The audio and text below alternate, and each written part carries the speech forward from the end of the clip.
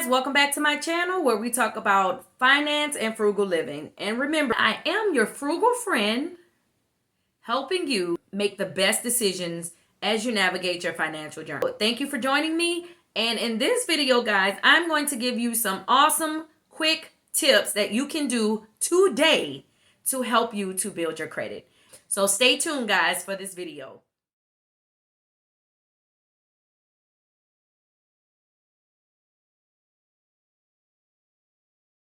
Let's talk about how you can build your credit. Personal loans and credit cards used to be the only ways that you can show that you pay your bill. Now they're allowing you to count your rent as part of your payment history.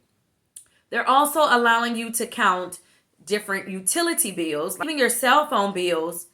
Only thing with that is it's not going to happen automatically. You're going to have to use a rent reporting service. That is one thing that you can do to help show your credit history. You can get one of those services and report your rent and report your utility bills.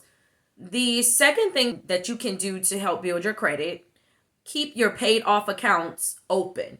So even though you pay off the account, do not close it. Even if you determine that, oh, I'm not going to use this credit card anymore, I'm just going to pay it off. Don't close it. Keep it. Because what that's doing is that's showing that you have a long-standing credit.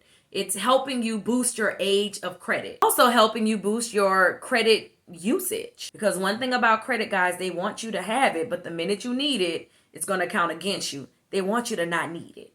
So keeping it around, even though you're determined not to use it, is actually a good thing. I hope that makes sense, right? Okay, so paying your bills on time. Guys, one late payment will crush your credit. Like, I'm talking 30 points. So always try to pay your bills on time. Now, life happens, especially when you have kids. So when life happens, here's what you do. You need to call the lenders and you need to let them know life has happened.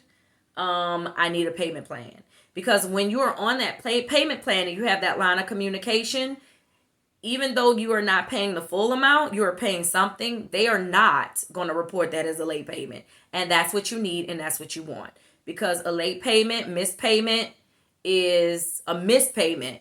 It will be detrimental to your credit. So always try to establish a line of communication and establish a payment plan. And like I said, life happens, so it does not have to be a large amount. Pay what you can, but make sure that you pay, okay? Another thing, and this is where Credit Karma comes in, and I say it's still a useful tool because it allows you to dispute any inaccuracies on your credit report for free. Now, that is my number 4 tip. Dispute inaccurate information on your credit score.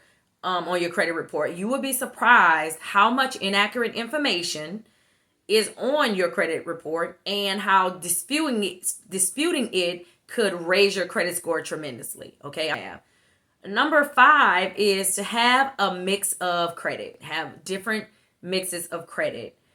It helps. If you're trying to build your credit, make sure that you mix it up. Another thing that you want to do is to try to pay off your collections. Now, there is a dispute whether you should pay off your collections or whether you should not. Here's the thing. If your collections are almost 7 years old, like if they're 6 months to a year from reaching that 7-year mark and you just wanted to fall off, then yeah, fine, I get it. You want to wait it out, that's fine. But if you are building your credit to actually make purchases, and I'll talk about this in another video because this is a whole nother video. If you want to actually make a large purchase like a home, you may not be able to follow that method. You may end up having to pay off these collections, okay? And like I said in another video, we'll talk about why, okay? And I wrote an article about that too, so I'll link it down below so you can kind of read up on that. Tip number 7, apply for a secured credit card. So when you apply for a secured credit card, guys, if you don't have hardly any credit at all, that's a good way to help you to get a credit card and use that credit card to make purchases pay off the credit card and start building your credit. Now, the thing with a secure credit card is you have to pay to get a line of credit, okay? Now, there are some other resources or some other tools that you can use, and I'll link them down below if you don't want to get a secure credit card. Let's say you don't have the 500 or the 250 or the $50 that it requires to get some credit cards, some secure credit cards. There are other options and there are other tools that you can use to build your credit, okay? And I'll link those down below. Number 8, keep a balance on your credit card, okay? So crazy thing about credit, guys, they don't want you to pay it off completely. If you do, it's like not a good look, especially if you're trying to build your credit, okay? Now, if you already have your home, you already have your car, you're not in the market for anything right now, then you're good. You can have at least 25% of your credit card debt or your loan debt, 25%. So try to keep it 25% or below, but it's okay to have a balance, okay? Tip number 9, don't apply for too much credit at once. Card inquiries make up 10% of your credit score, and age of credit make up 15%. So together, getting all these new lines of credit, together you're hurting 25% of your credit score when you do get all of these lines of credit.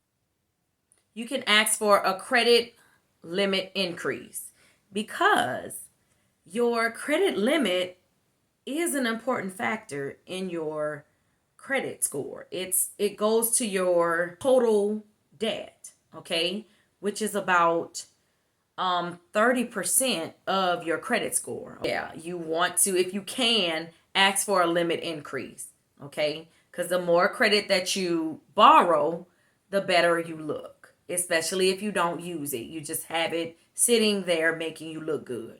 Tip number 11, which is the last tip, is to, if you're building credit, is to ask, can you be an authorized user on a person's credit that has a really good credit score?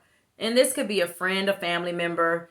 And now, here's another suggestion. If you kind of trust yourself, but you don't quite trust yourself, what you could do is ask the person to put you on as an authorized user and just tell them not to give you the card. Because you'll get a card, and of course they have their card, but you could just ask them, hey, I'm not really going to use it.